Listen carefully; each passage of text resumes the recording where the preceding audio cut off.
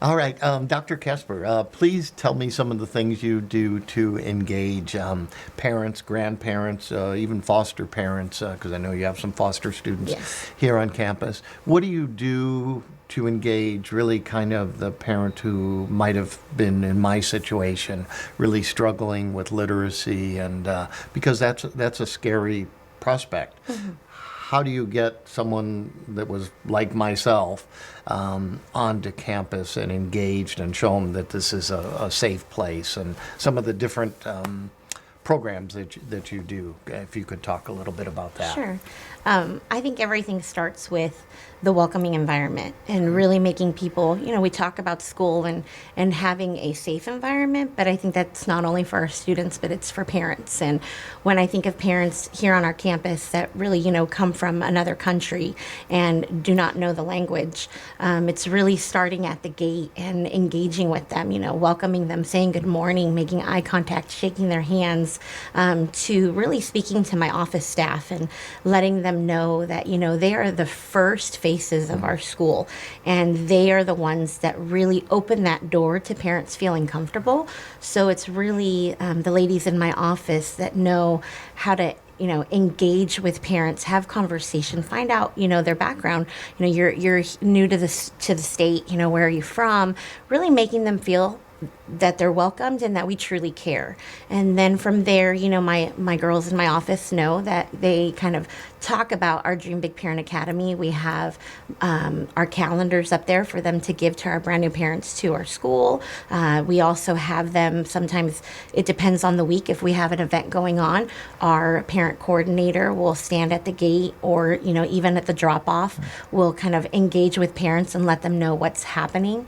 I definitely feel that with those parents that we have that are new and are learning the language, we've really tried throughout the years of having the Dream Big Parent Academy, Parent University before, to think of how can we connect them to a parent that maybe had the same story as them.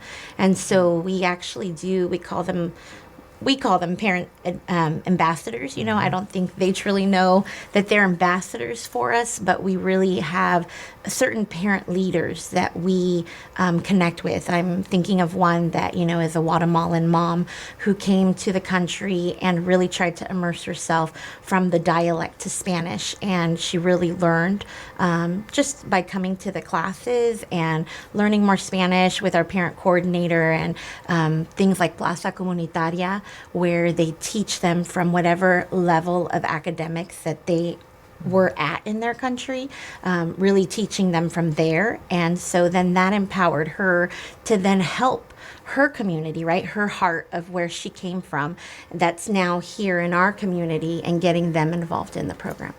Very good.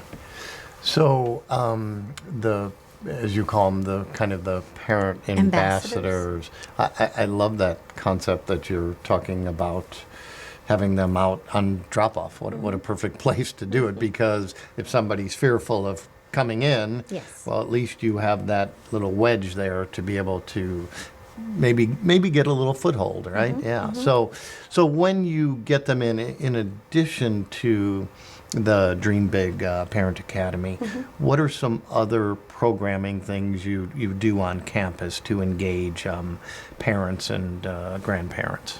Well, I would say the one that I named, Plaza Comunitaria, that's actually not really under our Dream Big Parent Academy. That is actually started through the consulate, and so we connected with them, and that really is one that brings parents in because they want to continue their education. I would also say just our staff. Really, our teachers try to make connections not only with their students but their parents and get to know their story.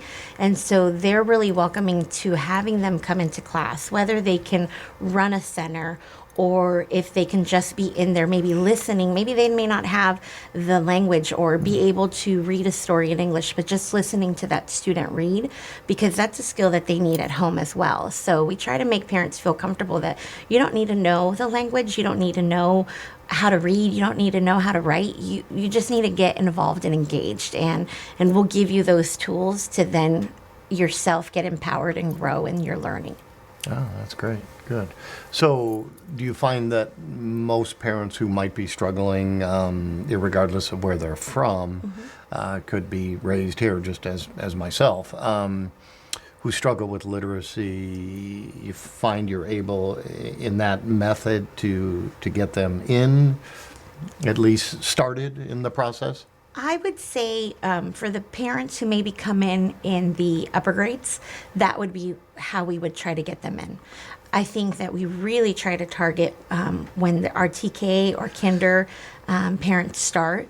That's really where we have to target getting parents involved. And I say that because those are the parents that, they don't know us yet. And so how can we get to them to really truly have them understand and feel that we're here for them? So with my kinder team and my TK teacher, we really try to offer almost a togetherness with their child. So family learning nights where they're doing activities and they're kind of rotating and they're learning with their child, because I think that is a way of getting comfortable and coming into our school by doing something with them.